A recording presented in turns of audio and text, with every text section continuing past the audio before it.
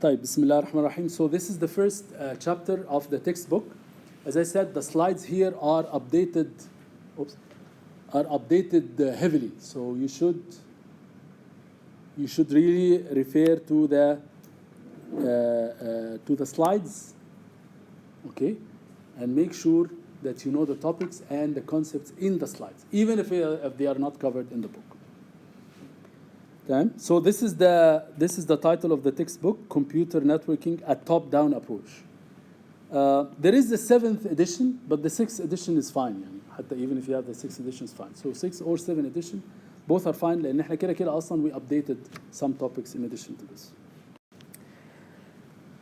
The main objective of the first part is just to review some basic concepts and agree on certain terminology. This is very important because some of these terminology, you will find it even slightly different from what you have studied in Network 1.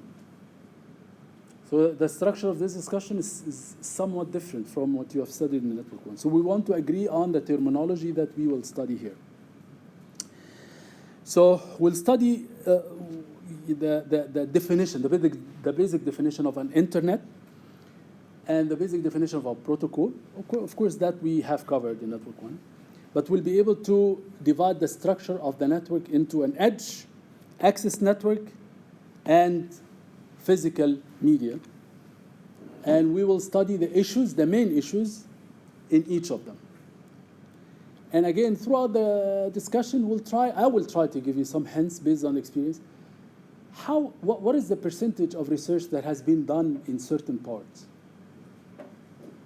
Because, of course, if you are looking forward to doing research, you need to know where you should focus. So I'll try to give you some guidance about that. Again, based on personal perception. Very importantly, we'll cover the performance metrics. It's very important to cover to study the performance of any system is to use certain well-defined metrics. Okay? So what are the typical metrics that we use to measure the performance of any network architecture? So what is a packet loss? Delay. Even delay, we studied some delay metrics in Network 1, but here we'll talk about the detailed metrics for delay, because there is propagation delay, there is transmission delay, there are multi-processing delay, and so on. Queuing delay, so there are different types of delay. And in certain scenarios, you will find a bottleneck in certain type of delay more than the other. At the end, we'll cover the layers, and we'll know why we need the layers. The layers have become a little bit fuzzy nowadays because some of the techniques you will find that they combine or they integrate multiple layers together. So there is the concept of cross-layer. So they merge the functionality of 2 layers. But we'll talk about why do we have the layers and what does this facilitate. So in terms of what is an internet? Of course, the internet is an interconnection of devices. So these are end devices, okay, that communicate together. They need to communicate. If these devices are located in a close proximity or a geographical area, we call this Network 1, local area network. So a local area network is a set of devices or end devices that are geographically located in a small area, and they have an access method through which they access the internet. So this is what we call the access network. So set of end devices, they form a LAN. A LAN is terminated by a router. As we studied in Network 1, how do you know that this is a LAN? A LAN is like some end devices connected with each other in one geographical area, okay? And they all connect to one router port. So we call this a LAN. You're supposed to know these things. I'm not saying anything new. But this router port provides the access way for these end devices to connect to other LANs or to the internet. So we call this an access network. Why am I stressing on this? Because we'll study each of these separately. We know, مثلا, how do end devices communicate with each other. What are the ways or the methods that they use to communicate with each other? What are the different methods for access networks? Okay? So if you interconnect these LANs together, you need to have the backbone, or what we call the core network. And all of these, they are connected through some physical media. Okay? So we need cables, we need wireless towers. So these are physical media that we need to have in order to physically connect these devices together. Even wireless, على فكرة, we call it a physical media. Wireless is the physical media. Okay? So the communication links, of course, we studied in Network 1, fiber optics. We studied the copper, like coaxial cables, and so on. And we have, of course, wireless, including satellite, including Wi-Fi, and so on. Okay? So if we connect end devices with the access network, with the core network, we have an interconnected LANs and WANs. WAN is a group of LANs, okay? And by connecting these LANs and WANs, we form the internet. So this is the general perspective of what internet means. واضح كده؟ So we'll go through the different views of. Yeah. So we have this is what we call the nuts and bullets. The nuts and bullets هنا احنا we mean the physical view of the internet. The internet. So we have the architectural view, or in the book they call it physical view. But this is the architectural view, is that the most important thing in internet is that it has to be scalable. يعني scalability. يعني system يبقى scalable. What does it mean to have scalability in the system? Have many users. Have many users. To take more and more users at the same time. Without shutting down or having. Without, yes, bravo عليك. That's a very good definition. صح. So the scalability is all about being able to add more entities or more users to the system without affecting the performance of the existing ones. You can add hundreds of users, but then the network becomes unavailable. That's not scalability. Okay? Scalability, by the way, is a differentiating factor in any system. Yeah, Google is Google because of the scalability. Apple is Apple because of the scalability. This is the distinguishing factor. To be able to scale for very, very large pool of users without affecting the performance or the quality of service for the existing ones. But how do we do this? Okay? How can we achieve scalability in the internet? Okay? One way is by using the hierarchical architecture in the internet. Hierarchical architecture here talks about the fact that the internet is divided hierarchically into tiers. So you have tier 1, tier 2, and tier 3. So tier 1 is the core service provider. And there are very, very few tier 1 service providers on the internet, like مثلا Verizon, AT&T, you have a couple in China, so on. Very few, it's not many. So these service providers, they have very comprehensive infrastructure, which has millions of routers. Each router is like very, very high speed router that can actually support millions of users. Tier 1 service providers, they provide the service to tier 2 service providers. So Ooredoo, Vodafone, these are tier 2 service providers. In their way, they provide the service to tier 3. Tier 3 is like QU is for us, is a tier 3 service provider. They provide the access method that the end devices use. So End devices, they use tier 3 service providers. And tier 3 service providers, they have to take the resources from tier 2. Tier 2, they take from tier 1, and so on. So we call this a hierarchical architecture. That's one factor or one reason how, or one way how to provide scalability. Okay? So if, مثلا, for example, if QU want to provide the service for more users, they have to agree with tier 2 service provider to take more resources from them. So they need to have an agreement with Vodafone or with Ooredoo or both that we want more resources to provide more services to more users. Okay?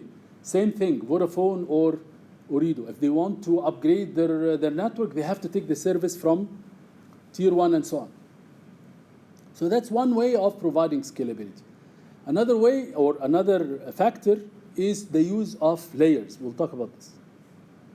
The separation between the layers, the fact that you can update one layer without affecting the other, and so on. So that's another way. Type. The internet by default is a public internet, which means that the traffic is by default public, right? So technically, you will be able to listen to a traffic that's going through the internet, okay, and you can get information out of it, except if it's a secure, بالضبط, or private, okay? So there is the concept of private intranet. What are the conditions of the private intranet, بقى? What is the distinction between internet or public internet and the intranet or the private intranet? What is the difference? Intranet is internal. Private is? It's not, it doesn't have access to the public internet, the intranet. هو العكس, هو public internet, they don't have access to the private intranet. صح, بس how do we do this? You don't give the access to the internet? لا بقى, يعني you can use بقى any secure way. يعني technically you can have a communication between this device and this device, okay?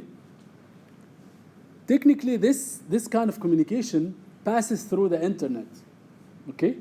Does that mean that anyone can listen to it? By default, yes, except if it's secure. Secure is that we use any security technique. We can use the encryption, we can use VPN, IPsec, things like that. If we do this, even if these devices are distributed geographically, but still their communication is private, because nobody else can listen to that communication. Okay? So, but intranet has one extra condition. اللي هيقول لي ده بقى يبقى فعلا فاكر network one. There is some extra condition for an intranet to be an intranet. قلنا communication is private. We use secure communication. But what defines an intranet? Again, it's decentralized. It's different from a LAN. يعني ما تقوليش LAN is a private community. No, LAN is by default public. And intranet does not mean that it's geographically located in one area. No, here it's decentralized. It's like it can be ones between two firms, the same network. لا, هو two firms انت you're getting close. هو actually intranet by definition it should be owned by single organization. يعني there is مثلا Microsoft intranet, IBM intranet, Google intranet. يعني معايا this is the intranet that's owned by Google. Nobody else can listen to any traffic that is going inside, even if it's decentralized all over the world. Okay?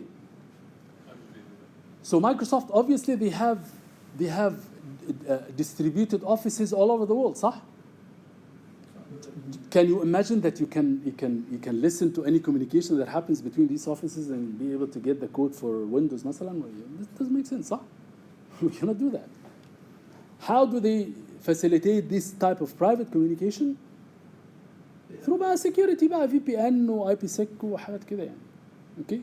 But intranet معناها it's like a network owned by a certain organization, and it's laid over the physical infrastructure of the internet. So just the fact that it uses the infrastructure of the internet doesn't mean that the communication is public.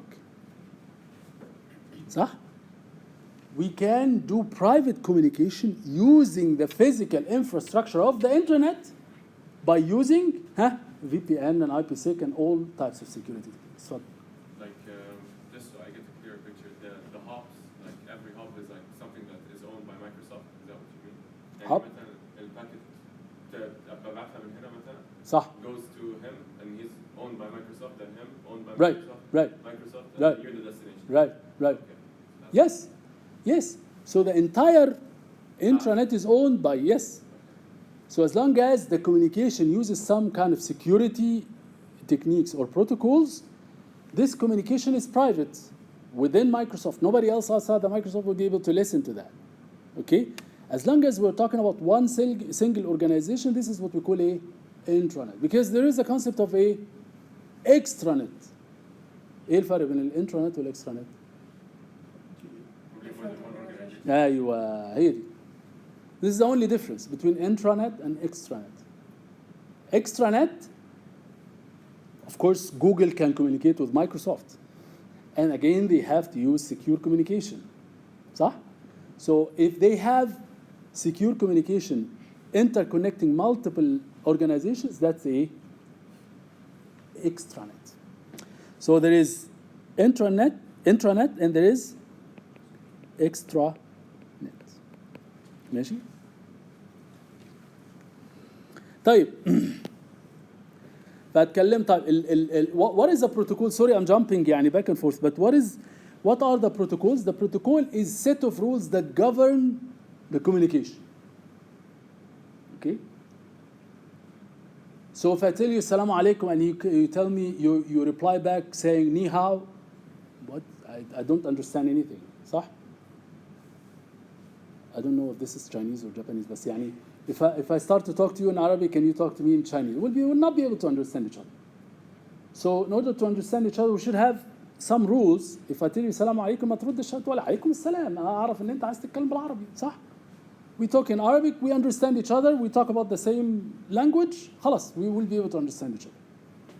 That's the protocol. The protocol is a set of rules that govern the communication. Okay? So the protocols are nothing but some control rules, okay? And some format of the messages. If we agree on certain format for the messages, and we know some control rules, then we'll be able to communicate in the right way. ماشي? So this is a protocol. The protocol is a set of rules that govern the communication. So if a protocol is agreed upon internationally, what do we call this? If that protocol is agreed upon بالضبط is agreed upon internationally, we call it a standard. What is the opposite of a standard? What is the other alternative? A protocol that's not agreed upon internationally. What do we call this? Proprietary. ماشي? So a standard is a protocol that's agreed upon internationally. So why do we need this? If it's agreed upon internationally, anyone knows all the details about this protocol. Therefore, you will be able to implement it in your products. And if your product and another vendor's product implement the same protocol, these two products are developed by two different vendors, yet they will be able to communicate. صح? Because they use the same rules. Okay? So even if the products are developed by two different vendors, they still can communicate with each other seamlessly without no issues. That's why we need these protocols, because we need Windows to talk to Linux. صح? We need Cisco routers to talk to Huawei routers. And so we need different products, different devices developed by different vendors to be able to communicate together. This is the main ingredient of any distributed system. ما هو distributed system معناها entities they need to communicate with each other. If we use different protocol, we will not be able to communicate with each other. And chances are the distributed systems are inherently developed by different entities. Okay, so the glue between all these products is actually the protocol. A protocol, if it's agreed upon internationally, we call it a standard. And the way the standards are developed is that in-house, one entity, مثلا Cisco or Huawei, they can develop some initial draft protocol internally.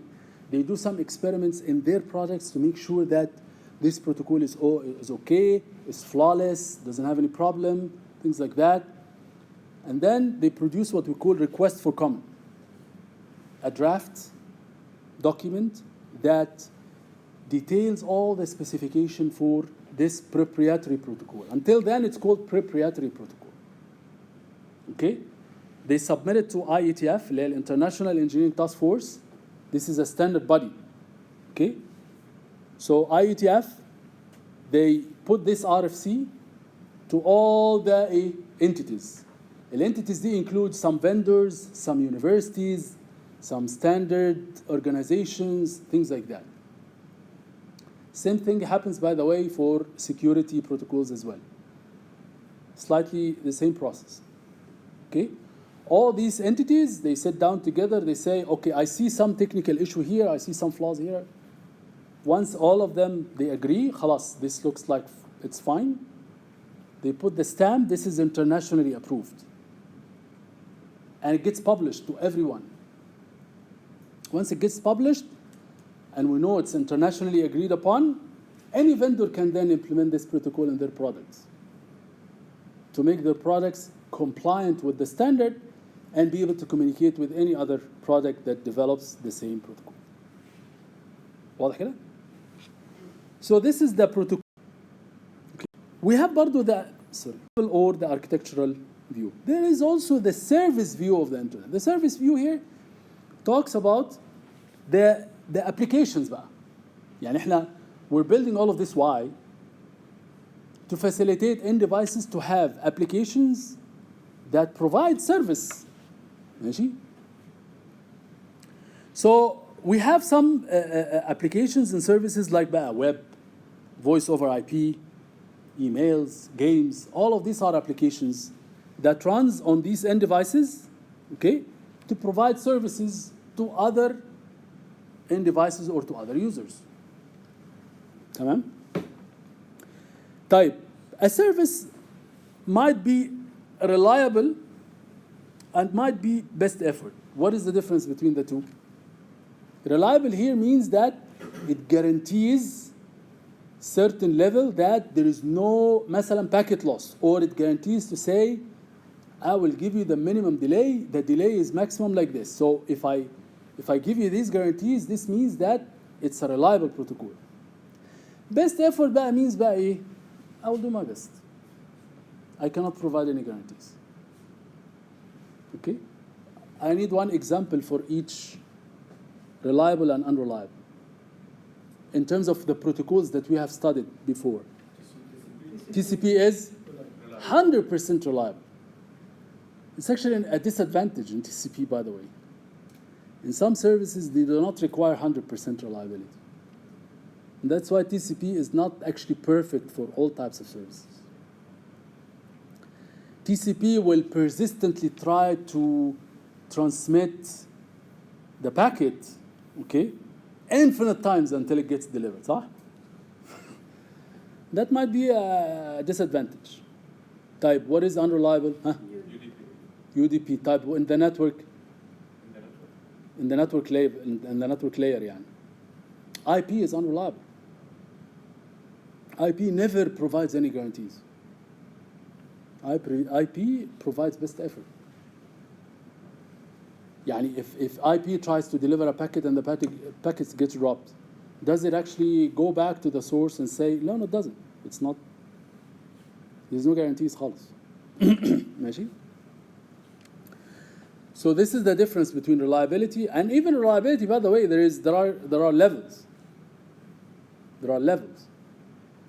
So reliable is not like 0 or 1. It could be like 70% reliable, but not 100% reliable. So we'll study the variations of this. But best effort means I don't have any guarantees. I cannot provide any guarantees. Minimum guarantees. ماشي? Any questions so far? Right. So this is the definition of the protocol. So we talked about this.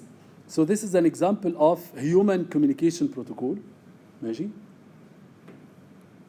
This is an example of network protocol. So a network protocol resembles in many ways the human communication protocol. It adds some rules in terms of when do we send a specific message, and when we send a message, should we expect an acknowledgement? Even for human, if I talk to a person and I start talking, and the person is doing like this is an assurance for me that what I'm saying is actually getting across. And sometimes you see like you are communicating and the other person is doing like this. So you know that what you are saying is not actually getting across. Huh? Same thing in networks. So if you are getting some acknowledgements, this means that, yes, there is reliability here. Okay? And sometimes you don't even wait for the acknowledgement and you assume that everything is getting across, so you start communicating continuously. And that sometimes creates problems. But in some cases, it actually provides more efficiency. ماشي? So the protocols, as I said, define format, order of messages, and the format of the header. Okay? Type. So this is an example of a protocol. Hi, got the time. So this is TCP, how TCP works. TCP, of course, is used by many services. For example, HTTP. HTTP is used by the web. Okay? So if HTTP tries to establish a session, first it sends a TCP request, then the response, then I start to get the request to get the content of the web page. That's how it works. And this is an example of how the protocol works. Network edge. Network edge, as I said, network edge is constituted through the end devices that are communicating together, not just by as a LAN, because you have some end devices from one side talk to other end devices on the other side. So the network edge are applications and hosts that are distributed everywhere. If they are located geographically together, they can communicate using only one router or through a LAN or something. ماشي? They can communicate internally in a geographical area. We have access networks. So access networks, they have different methods. For example, it could be wireless, it could be routers, it could be like TV networks. We'll talk about the different access methods. So access networks here, they provide the physical entry point for the end devices to be able to interconnect to the internet. Okay? And we have the core network, which interconnects all these LANs and WANs together. So this is the core network. ماشي? So access networks are provided through the tier 3 service providers. And the core network, they are provided by both the tier 2 and tier 1 service providers. ماشي? In terms of research, by the way, 70% of research is done in the edge network right nowadays. And this is different from 10 years in the past. يعني when I started research, I started my PhD, most of the research was actually done in the core network. But the research in the core network has saturated like 10, 15 years back. Saturated completely. يعني. Nobody studies. يعني. The only exception is software-defined networks, SDNs. We'll give some idea about SDNs. But most of the research is in fact in edge networks or network edge and the access methods. Okay, so we'll talk about some research topics in each of them. So the network edge. Network edge talks about the, so we have the end hosts in terms of communication paradigms. End hosts, they can communicate together using different two major paradigms. There is the client server and there is the peer-to-peer. What is the difference? Client server talks about each of the end devices is actually designated to provide one functionality, either a client or a server. ماشي? Each end application running on a host will provide one type of functionality, either a client or a server. So what is the difference between a client and a server? What is the definition of a server? A server, from the name, provides service. What is the client?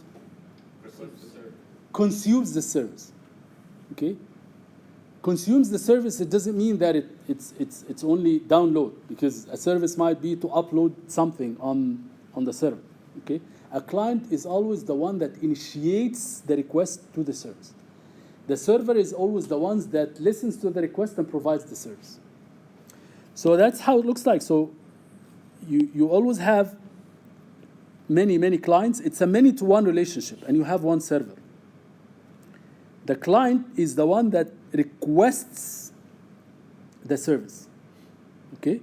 So you request the service from the server. Okay? So that's the server and this is the client. These are all clients. It's a many-to-one relationship. What is peer-to-peer بقى? There is no designation. There is no actual end system that is called a server or a client. We are all peers. Okay?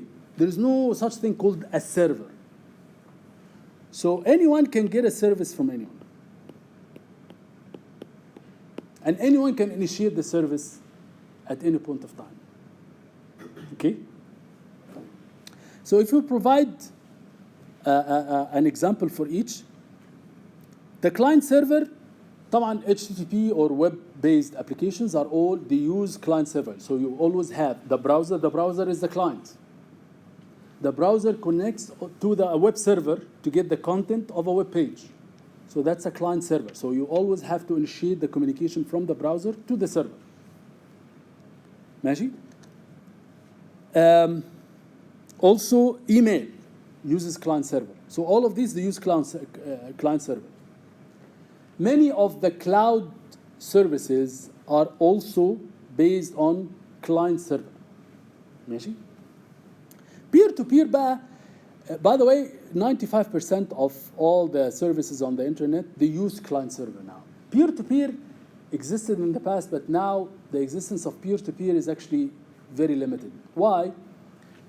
Because just imagine that we have content, okay, and we need to access it. Okay, so let's see if we have content and we need to access it using client server and using peer-to-peer. If you are using client server, chances are you have centralized content on the server, and the clients, they consume it. Okay? That requires what? This requires some kind of management overhead or management techniques and protocols that run on the server to be able to manage the access of this centralized content from the client, right? This is a clean slate solution. Why? Because if you centralize the management and centralize the content, the control is very easy.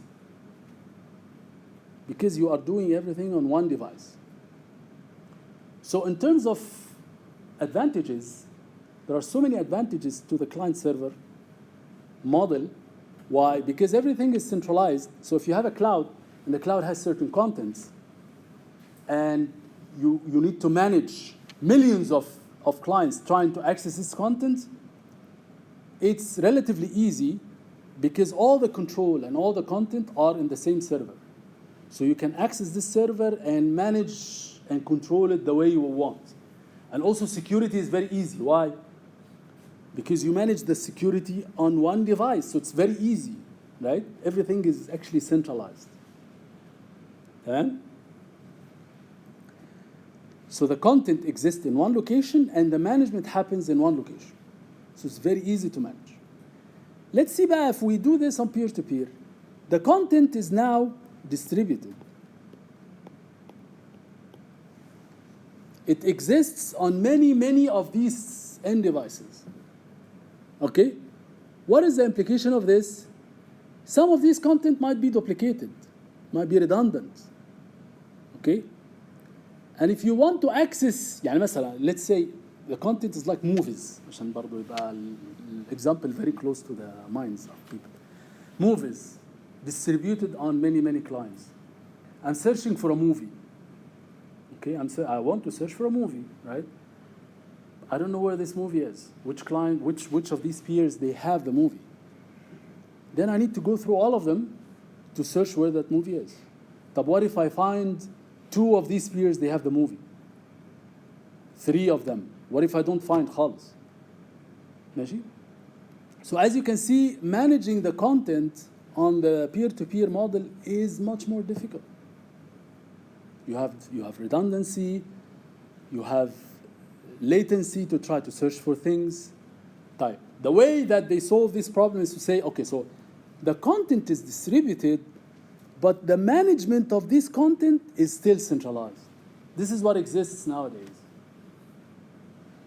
An example بقى عد عندك بقى واتساب فيسبوك. ما واتساب وفيسبوك وكل الكلام ده it facilitates people to communicate together peer to peer.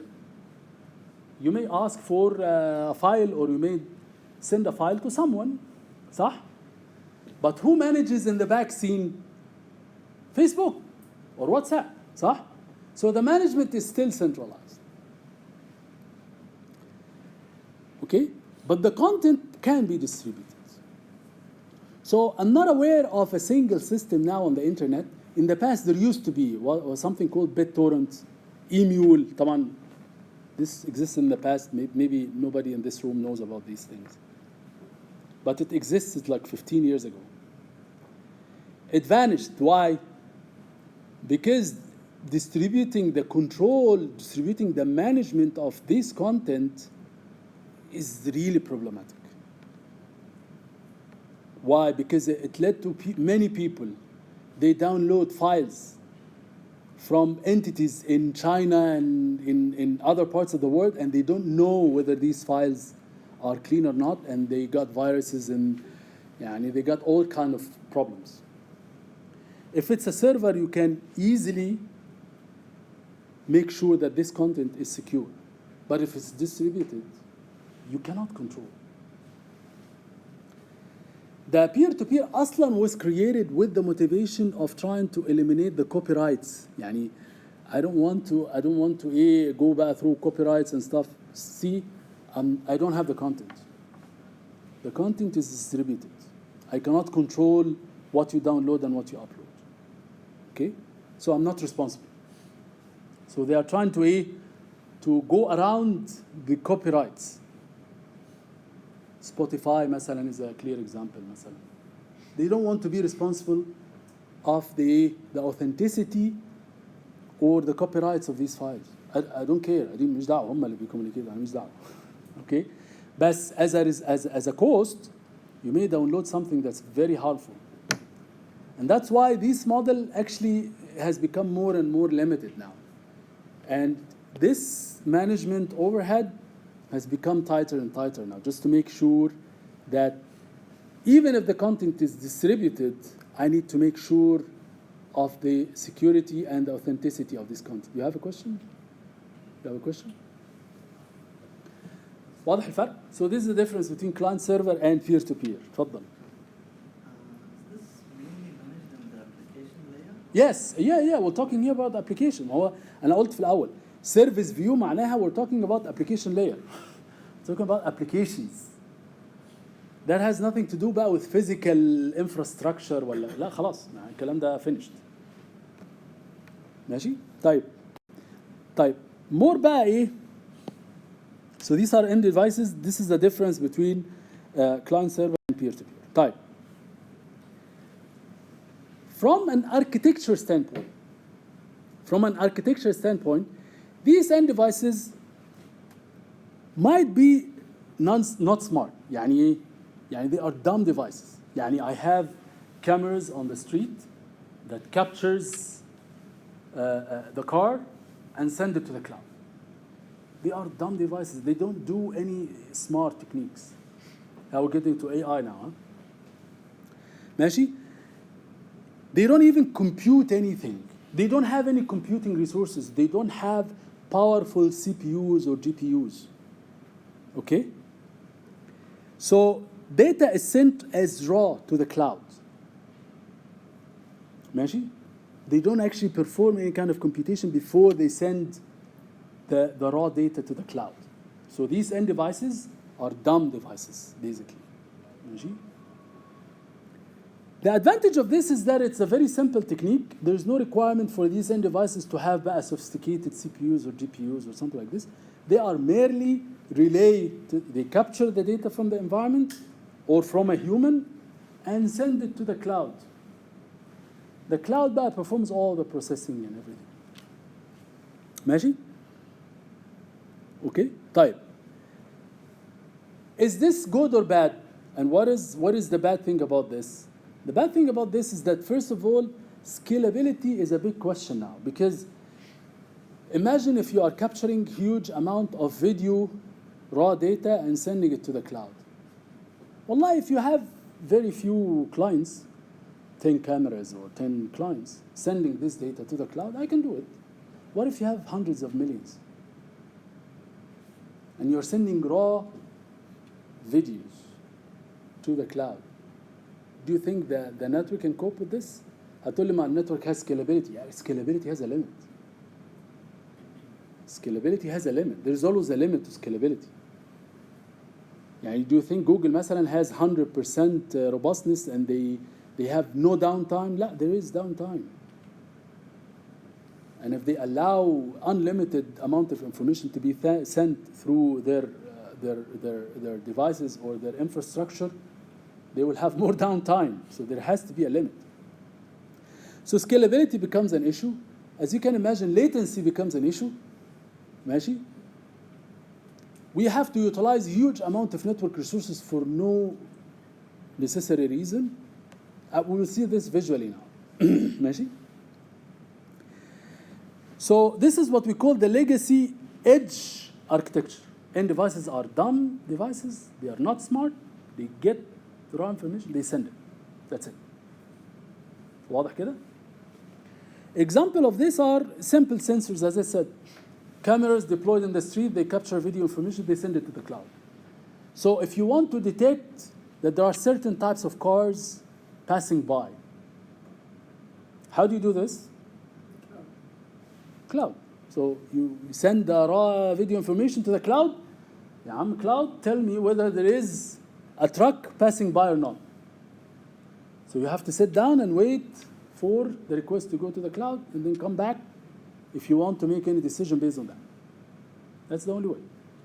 So latency becomes an issue. You have to consume huge amount of resources from the network. So, of course, if the network increases, scalability becomes an issue. And if there are some network dynamics, it becomes an issue. ماشي؟ طيب. What is the state of the art? The state of the art is what we call edge computing. Edge computing, the good thing about the legacy edge architecture is that we don't have to care about the nature of the data. We don't know what the data looks like. We don't care. Okay, so I don't need to know the structure of the data in application level. I don't need to know whether this is video or audio or EEG or ECG. I don't care. Okay? But we see that there are some problems related to this. So the trend now, or the state of the art, is edge computing. Edge computing tries to merge communication with computation. And that's why research now in the network is highly dependent on the computational resources. There is quite a bit of integration between communication resources and computational resources. Okay? So edge computing says or talks about the fact that End devices are smart devices. They have some computational capabilities. Okay? That aligns with the advancements that we have nowadays. Can you imagine that this has octa-core CPU? Okay? This has very sophisticated CPUs, and very soon it will have GPUs inside it. So if you're not capitalizing on the computational resources of these devices, you are missing a lot. If you perform local data processing, and we'll see the forms of these types of local data processing, okay, then you can provide very high level of optimization. You can mitigate all these disadvantages in the legacy architecture. You can reduce the latency, you can reduce the bandwidth requirements from the network, you can be more scalable, you can reduce even the battery consumption. I can make this live for 3 days instead of a few hours by using edge computing. And that's why Cisco is very, very big about promoting this. It's a very simple concept, but how do you do it? This is the question. But if you do it the right way, you can have huge amount of gains if you do it the right way. Meshi? So there are certain types of applications that actually mandates or requires that you have to use edge computing, especially nowadays. Why self-driving cars are feasible now more than ever? Can you imagine self-driving cars, a car passing by, and the car wants to know whether there are a human being crossing the street? If we're using the legacy architecture, a person walking across the street, I have to get his picture, send it to the cloud, and wait. We're talking about millisecond difference, right? Can we accommodate sending the request to the cloud? We cannot. So there are certain services nowadays that there's no question we have to use edge computing. The main reason why these services are possible now more than ever is because of edge computing. Okay? A person having EEG headset, okay, to detect whether the person has seizure or not. The person is having seizure, and we still have to wait for the request to go to the cloud and analyze whether the person is having seizure. The person has died. Khalas. Yeah? So in some services, millisecond is actually significant. We cannot tolerate. Okay? But still, in order to do this, we have some disadvantages, or at least some issues that we have to solve. One of them is that now the edge devices, they need to have some smart techniques and some computational resources to be smart. So some edges, they have to be actually deployed. So we need some deployment overhead كمان. يعني Google, how do they optimize مثلا the use of YouTube?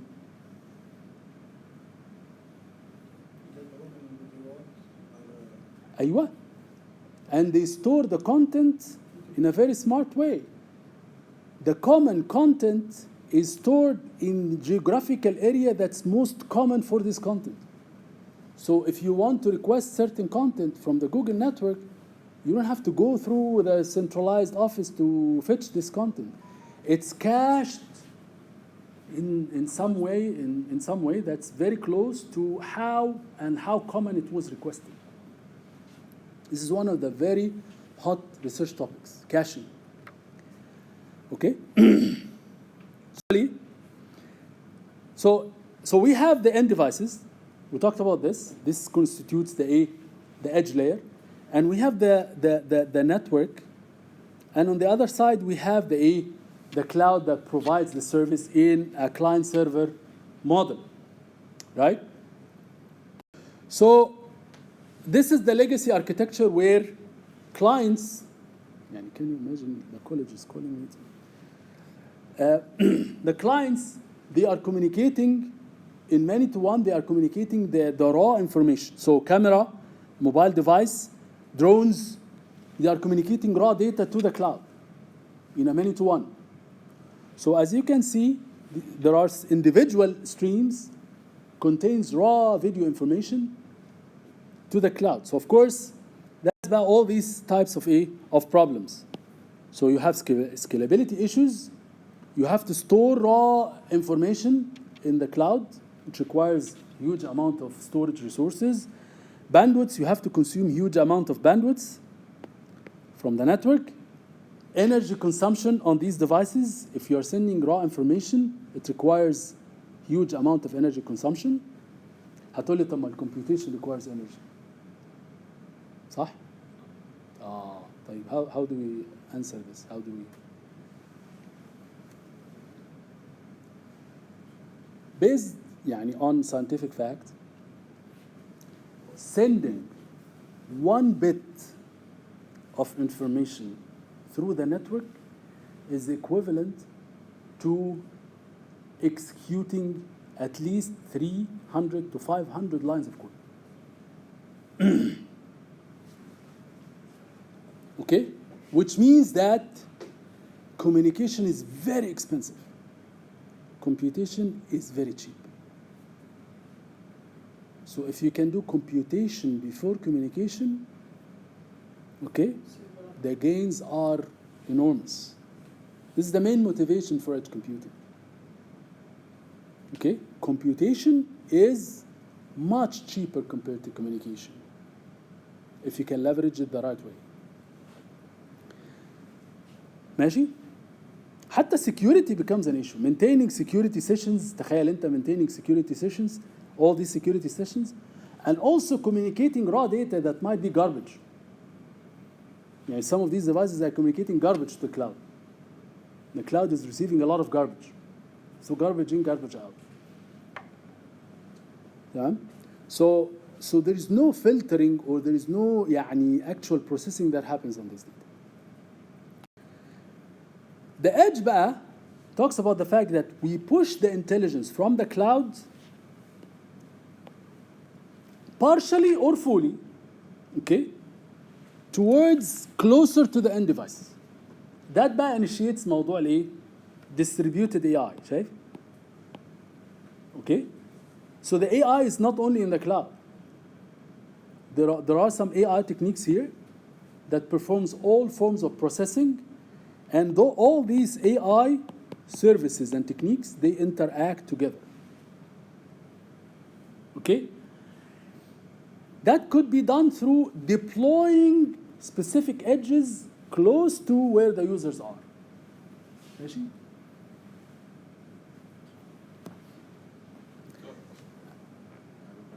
اتفضل.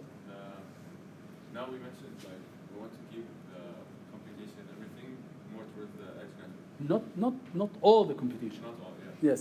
But like, are there any security risks to, for example, having they use edge computing and like cameras in the streets or whatever? Are there any? Like cameras in the streets or any sensors in the streets, for example, somewhere not somewhere accessible by everyone. Is there any security risks that come with that? Like cameras are end devices. Right. These are cameras are end devices. So you're talking about the fact that if the cameras are smart, right, they are being used as an edge as well. Yes. Which means that they perform some computation. تمام. What's the issue here? I'm saying when we install these cameras in places that is publicly accessible by everyone. طبعا there is some physical attacks that might happen to the camera. That's out of the scope of our project, our course. There might be some physical attacks. ممكن واحد ياخد الكاميرا It's not our issue. We're talking about architectural issues here.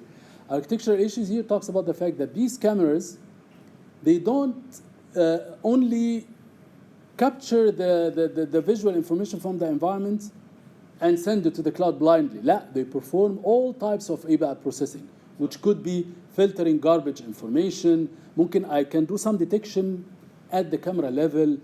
I can have an edge close to where the camera is to receive from multiple devices and aggregate the summary to the cloud. I can do all sorts of things that optimizes the computation and the communication going to the cloud. I don't mean like physical attack. I meant, for example, I'm following a Tesla, a smart car. تمام. مش عارف like and it's doing self-driving. And Yes. I like try to overwhelm it with requests. For example, like somehow I'm able to intercept it. ماشي. هو all these are security attacks. These are possible. Again, it's out of the scope of the course, security attacks, but these are issues to be mitigated, definitely. ماشي. يعني one thing is that requests, they have to be authenticated. Just to respond quickly يعني. Right. So I don't receive any request from any entity and perform some computation based on their requests. I have to authenticate this person first. Who are you? Okay? Okay. But there are some attacks like jamming attacks. These are more critical. Jamming attacks.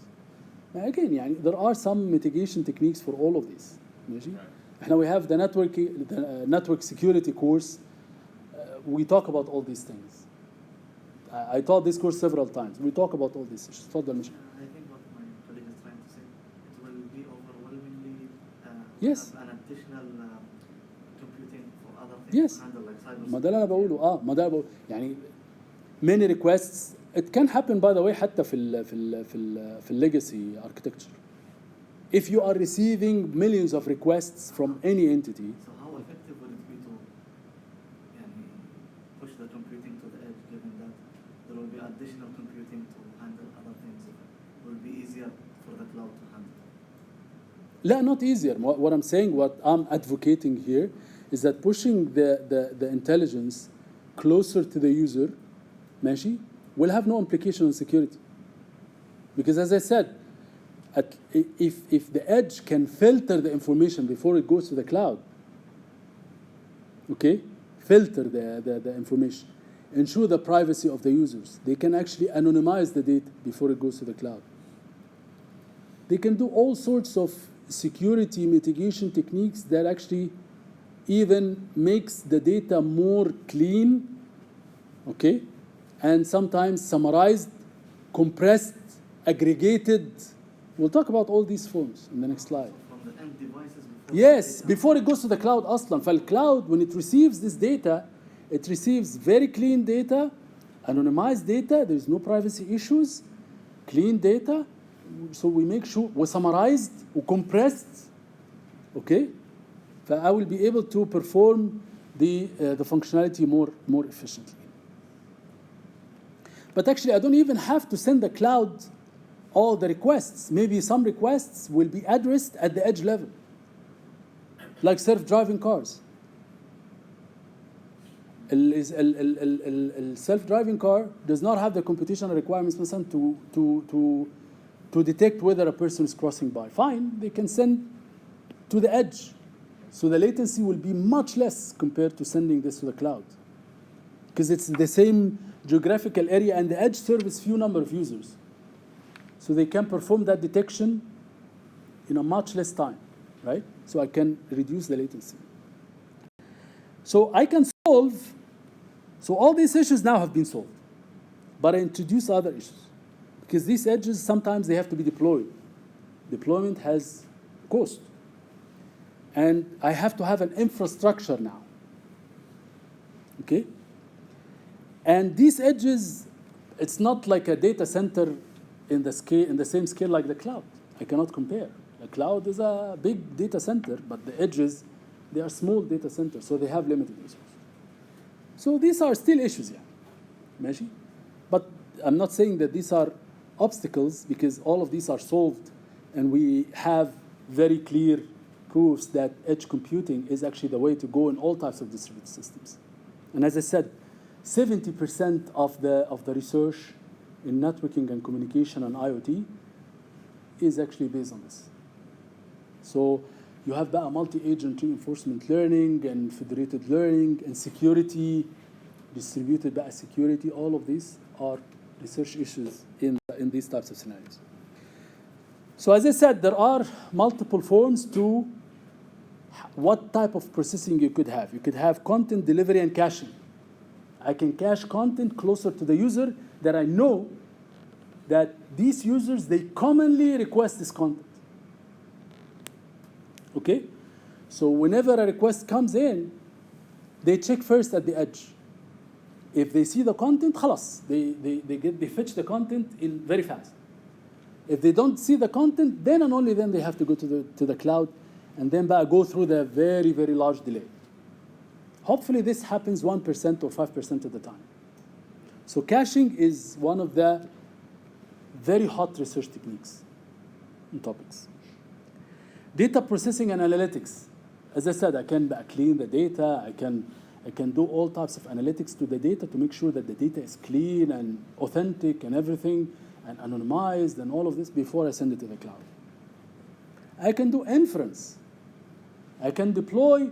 Nowadays we have machine learning techniques that you see, like there is the large model, and there is the micro model, and there is the yes, lightweight models, so I can deploy the lightweight models on the edge and the very large models on the cloud, okay, to align with the amount of resources of each layer. If a self-driving car is sending the request, I can provide the inference and make sure or detect that there is a person crossing by without having to go to the cloud. So I can perform the inference at the edge level. ماشي? Security services, as we said, I can do all types of firewalls. So if a person tries to send any traffic to the cloud, he or she will not be able to, because the firewall will block this. ماشي? I can put some firewall at the edge to block all types of unauthentic communication with the cloud.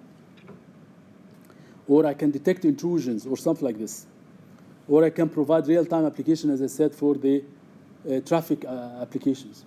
Detecting مثلا some kind of collision between the cars. If a car مثلا driving and there is a car in front of it, at certain level I have to provide an alert. And this alert, like milliseconds, can cause the accident to happen. So I have to be able to detect this in the level of few milliseconds. Type. Any questions so far? So we understand now the difference in terms of communication paradigms, in terms of architectural issues for the edge. Next time, inshallah, we'll cover the access networks, access methods. We'll talk about the access methods, the different access methods. What are the most common methods nowadays, how they work, and so on. Okay? Done. Any questions? So we'll stop today.